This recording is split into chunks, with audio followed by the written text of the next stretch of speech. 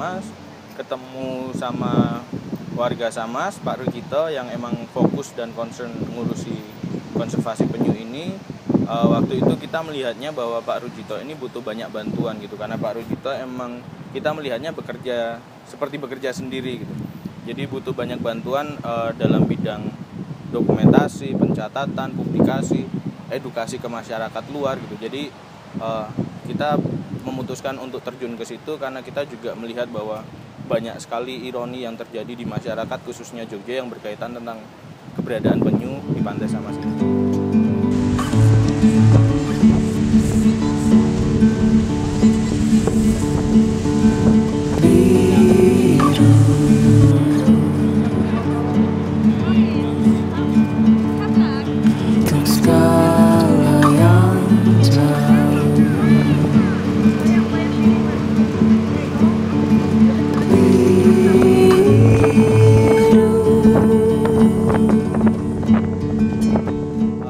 Tidak banyak yang tahu bahwa penyu ini terancam. Ancamannya apa saja, terancam oleh siapa, bagaimana statusnya sekarang gitu.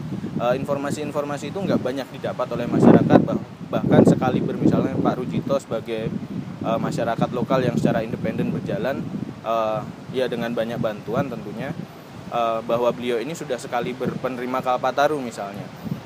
Hal-hal seperti ini nggak banyak terpublikasi, jadi kita memutuskan untuk membantu di situ khususnya untuk publikasi dan dokumentasinya gitu. Aslinya gini, saya itu aslinya pemburu, ya aslinya. Tetapi sesudah diberi sosialisasi atau binaan dari KSDA, itu acuannya sebagai wahana wisata pendidikan. Lah pendidikan itulah yang ketertarikan saya. Karena apa? Yang namanya pendidikan masa depan kita. Boleh katakan biarpun saya itu pribadi tidak bisa menyekolahkan anak saya seperti kalian karena nggak mampu, ya saya ikut andil untuk mengabdi sebagai wahana wisata pendidikan seperti itu. Karena apa? Pendidikan itu tadi masa depan kita, teman kita yang akan datang.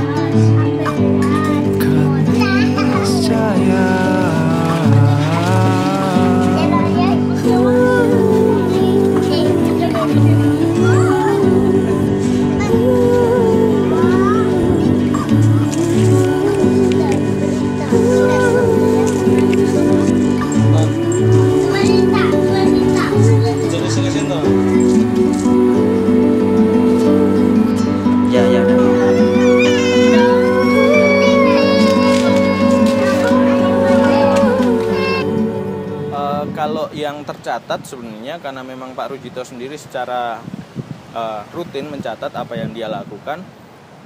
Catatan terakhir itu sampai 2010 saja katakan itu sudah ada sekitar 3.000 telur yang ditetaskan di Pantai Samas gitu.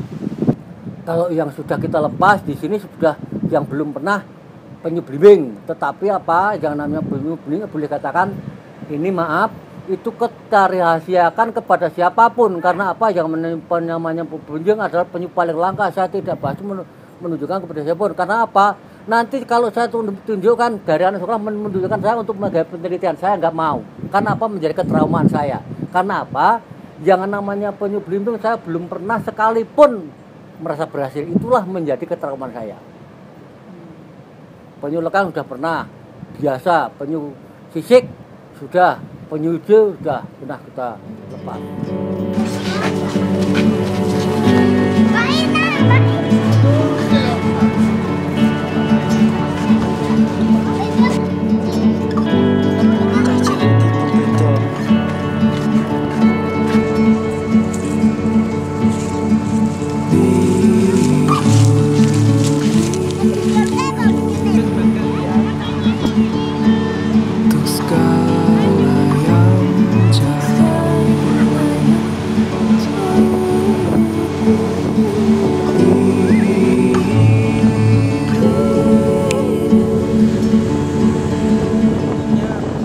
Awareness kan bisa dibangun lewat apa saja gitu.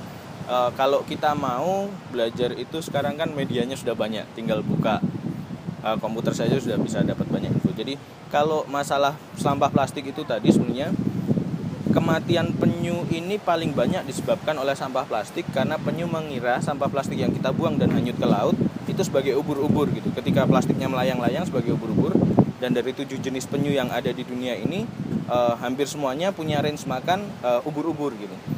Nah, ketika ini termakan, pertama itu kemungkinan nyangkut di tenggorokan, tersedak mati. Kalaupun bisa ketelen, mampet di perut, akhirnya pecah di dalam misalnya, internal organnya pecah. Kalaupun bisa keluar, akhirnya sudah terolah. Darah penyu ini mengandung plastik dalam kadar yang tinggi gitu. Penelitian terakhir itu 1 dari 3 penyu yang tersisa itu sudah pernah makan plastik gitu. Jadi emang plastik ini musuh utamanya penyu sebenarnya gitu. Dan nggak ada makhluk lain yang pakai plastik kecuali manusia gitu. Kami mengharapkan dengan berbagai metode, paling tidak kita melakukan sosialisasi, menyadarkan masyarakat bahwa penyu itu merupakan satwa liar yang dilindungi undang-undang.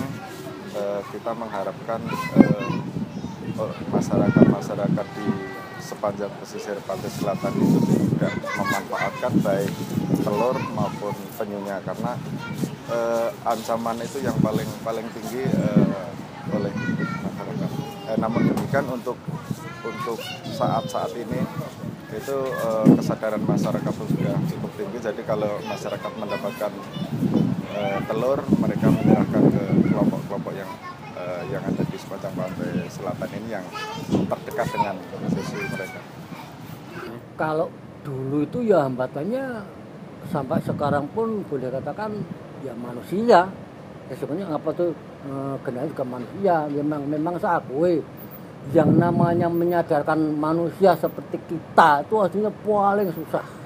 Tetapi ya entah bagaimanapun saya sedikit demi sedikit ya akan sadar, dia akan tahu akan artinya pelestarian seperti itu.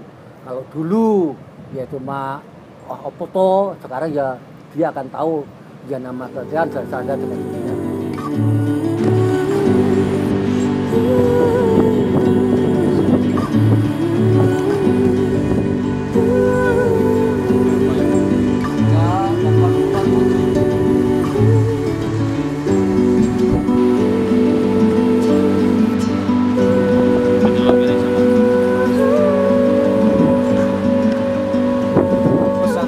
Kalau mau peduli terhadap penyu khususnya yang ada di Pantai Samas, bahwa Pak Rujito juga sering bilang bahwa aku tidak mau menganggap penyu ini milik saya atau saya dianggap sebagai pemilik penyu dan konservasi ini, karena penyu ini adalah milik siapa saja yang peduli. Jadi kalau memang kita peduli, sebenarnya kita selalu mengundang bahwa kita sudah terlalu banyak berwacana, misalnya kita sudah terlalu banyak bikin sesuatu di medsos atau yang kurang gerak, misalnya turun ke lapangan, bergerak, berbicara dengan masyarakat, face to face, apa yang dibutuhkan, apa yang bisa saya bantu. Ini penting karena kemungkinan kita juga membantu hanya berdasarkan persepsi kita, akhirnya tidak dibutuhkan oleh masyarakat, malah berbenturan. Jadi sebenarnya itu, kalau mau membantu ya bergerak, turun, berbicara dan bergerak bersama dengan masyarakat. Ya kalau saya seperti itu, kami mohon dari masyarakat sekitar, apalagi pemerintah untuk mendukung masyarakat kita, dimohon menghimbau, mensosialisasikan kepada masyarakat, jangan lupa membuang sampah sembarang tempat, apalagi yang namanya itu karena ada hampir punah ya. Mari kita selamatkan, siapa lagi kalau bukan kita semua. Selamatkan atau masalah selamanya. Terima kasih.